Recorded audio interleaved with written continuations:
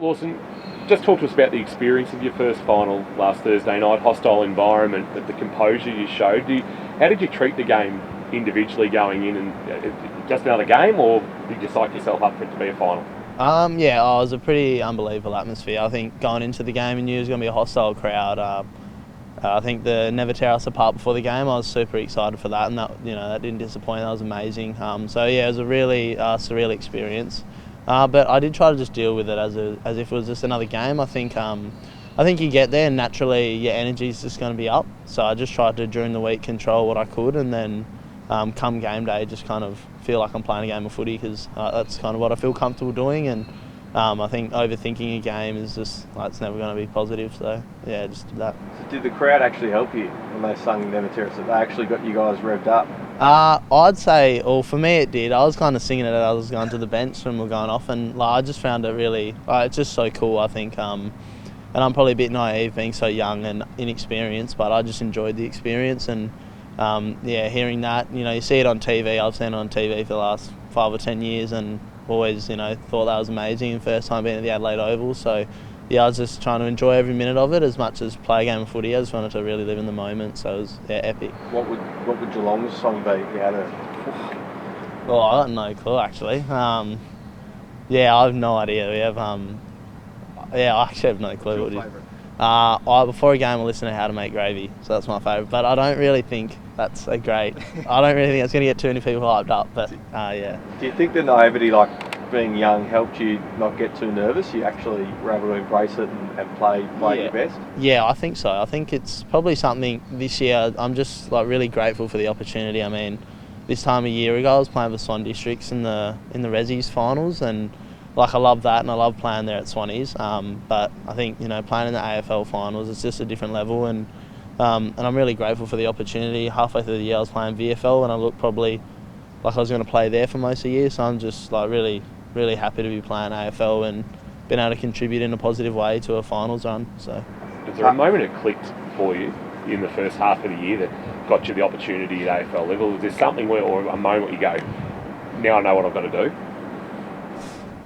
There's probably a couple of games where I played really well, and that was kind of when I realised that I could probably take it to the next level, and I'm probably not as far off as I thought. I think being a late pick, I probably felt like I'd bide my time a bit, and then I probably had a couple of games where I was like, I feel like I'm playing pretty well. I'm probably not as far off as I think. And Nigel Lappin is really good, our development coach. He really brings a lot of positivity and gives me a lot of confidence. And I guess some of the words he gave me a lot of advice on just little things to fix up and trying to keep me on it, so I'm not so far off. And just kind of did that and played what the club need as a half back, and did that well, I think, so well enough to get a game. So just going to ask you think who the biggest contributor has been outside of yourself? Is it Nigel Lappin? Is he the one who's helped you, or has there been a player as well who's helped guide you through? Yeah, I think it's such a good club, the Cats. Obviously so many good development stories, so I think the club in general are really good. But yeah, Nigel Lappin was a huge player, I guess, in improving my game throughout the year, and then Zach Guthrie as well helped me a lot, just with the defensive structures and understanding how we like to play Geelong defence and Geelong footy. So I'd probably say that was a big contributor. What makes Geelong, having come into the club, what makes Geelong such a good place that gets so much success out of people, even people who probably some people on the outside wouldn't see them as being walk-up starts in an AFL team, but they just play an incredible role? What makes it so special? I think it's just the environment we set. It's a real positive environment. You make of what you want to do, I guess. I guess if you want to be the best you can be, then Geelong's really good at facilitating that. So and there's a lot of good people around, a lot of all the players have never had any issues with that. So we just a lot of positivity throughout the group and throughout the coaching staff, and I think that leads a big way, and everybody feeling really comfortable and developing into as best they can be. So 16 days between games.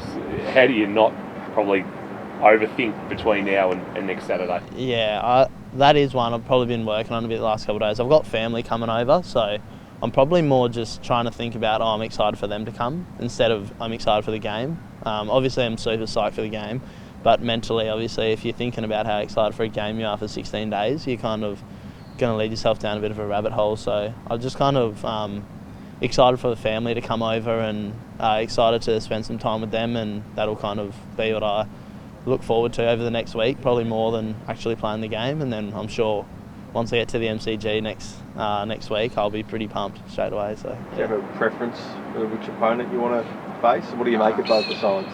Oh, they're both obviously Brisbane Jitto, both really good sides. Obviously, I think Brisbane are probably unlucky not to make the 4. They're probably good enough to make the 4, and GWS obviously finished the year so well. So either way, we're going to have our work cut out for us, and we're really excited for the opportunity. I think anytime you get to play in a prelim, it's you're obviously going to be playing a really good team. So I think we're just trying to stick to our game plan and stick to our structures, and I feel as if we can do that, like we did that on the weekend, we did that really well, and if we can do that again, I feel like we can beat anybody. So it's just about, I guess, keeping it all internal and controlling the controllables, I'd like to think. How are the Swannies 2s going?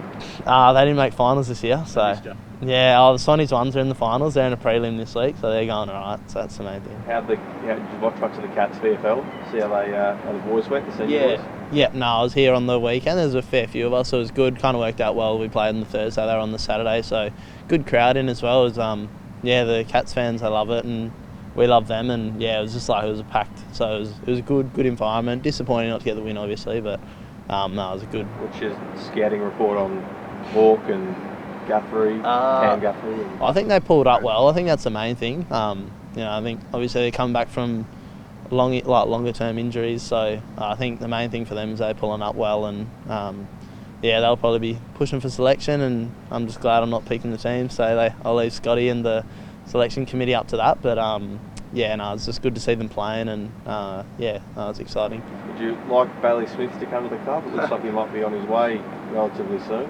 He'd be a great player, but obviously, we're deep in a finals campaign, so I don't want to be going into it too much, and I don't really know much about it, so I'll leave Andrew Mackie to sort that out. But he's a good player, so no complaints there.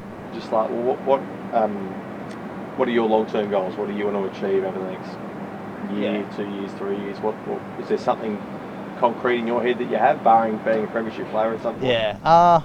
Not really. I try not to look at the individual accolades too much. I think as a player, I just want to get better each year, and I think for me it's probably just developing myself athletically. I feel like as a footballer, I'm really confident in what I can do, but probably athletically, I'm still probably a bit young and not quite developed enough as others, I guess. So I'm just excited to hopefully, maybe put on a bit more power, a bit more pace, and a bit more strength, and hopefully over the next couple of years can really delve into that and be a better player and contribute more to the team.